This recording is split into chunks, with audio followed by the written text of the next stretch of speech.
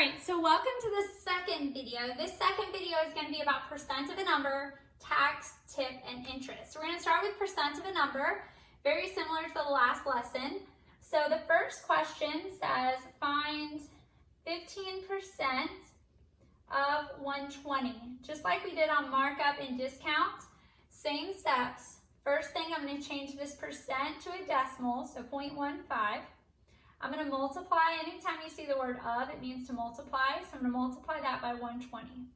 So 0.15 times 120 comes out to be 18. So if a question asks what's 15% of 120, you just change the percent to a decimal and then you multiply. Okay? Let's try one more of those. I think there's 2 on your quiz this week. The next one is a little harder. It says find 0.5% of 120. Most people miss this question because right here, 0.5. If I have 0.5%, I have to move my decimal place 2 times to the left to change it from a percent to a decimal. Left, left. That means you have to add in 2 zeros. This 0.5% is the same thing as 0.005. Okay? Of means to multiply times 120. Once you multiply that, 0.005 times 120, you get 0.06. So 0.5% of 120 is 0.6. Okay? All right, the second part of this lesson is tax and tip.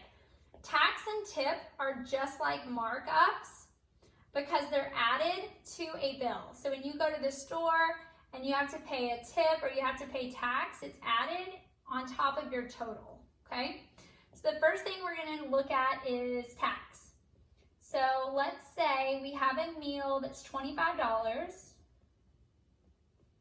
and we're somewhere that there's a 7% tax. Some places near us are between 7 and 8%, so 7% tax. Just like last lesson, you change your percent to a decimal, so my 7 would move over twice and it would become 0.07, and then you multiply that by 25. When you change the percent to a decimal and multiply, I get 1.75. That means if you have a $25 meal and you have to pay 7% tax, you're going to pay $1.75 just in tax. Now, if it asks you for your total, so what's the final bill you're going to have to pay? Your total, you would have to add your meal and your tax, so your total would be $26.75. Okay, so if you're thinking tax, you need to think you're going to add that, whatever you get. Okay? All right, tip works exactly the same. So tip is also added to the price. So we're also going to start with a $25 meal. But generally, you'll leave between 15 and 20% tip. So let's go nice. We're going to do 20% tip. Okay? So we'll start by changing our percent to a decimal, so 0.20, multiply it by 25, the cost of our meal, and that gives me nice 5 or 5.00, $5.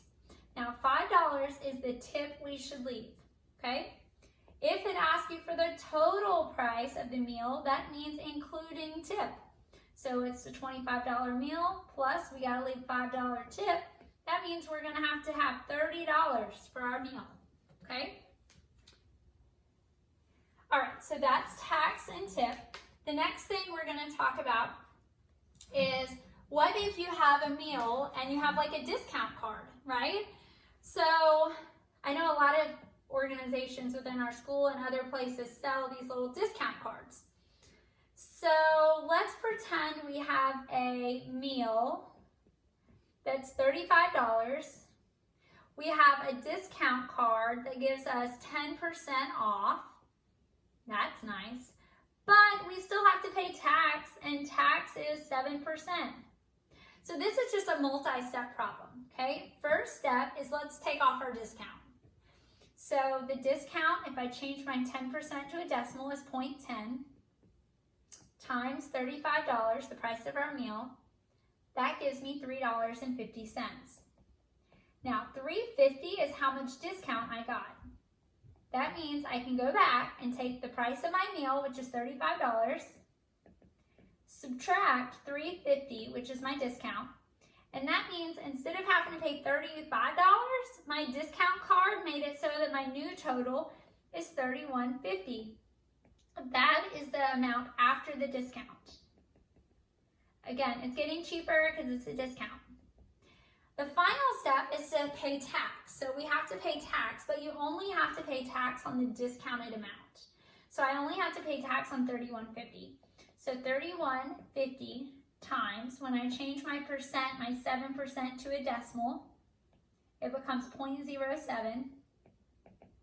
So $31.50 times 0.07 gives me 2.21. You got to round to two places. So 2.21 is my tax. Now, in addition to the $31.50, I have to pay tax, $2.21. So my final total with tax after my discount is $33.71. So sometimes you have multiple step problems. Take it one step at a time. Always take out your discount before you go pay tax or tip, okay? All right, the final thing this week is talking about interest, and that's what we talk about if we're talking about loans or maybe borrowing money or putting money in savings or something. So we're gonna talk about interest. There is a formula, but it's pretty simple. You don't even need the formula, but the formula for interest is I equals PRT. I stands for interest. Interest is what the banks charge you to borrow money. So if you borrow $5,000 from the bank, they may charge you like 8% interest. So that's a way for them to make profit by lending you money. P is the principal. That's how much either you borrow or you save. If you put it in a savings account, it's also called principal. R is the rate.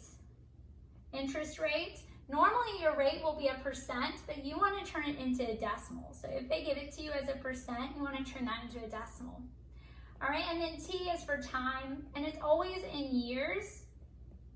So if they say 6 months, you just say half a year, okay? All right, so the first problem, there's only two of these. The first problem is, let's say we want to borrow $5,000.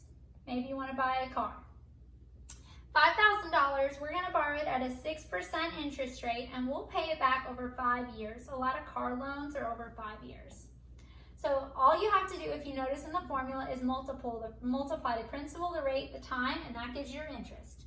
So my principal is $5,000. My rate has to be a decimal, so I'm going to change that to 0.06 times 5 years. When I multiply all that together, 5,000 times 0.06 times 5, I get 1,500. Now, 1,500 is my interest.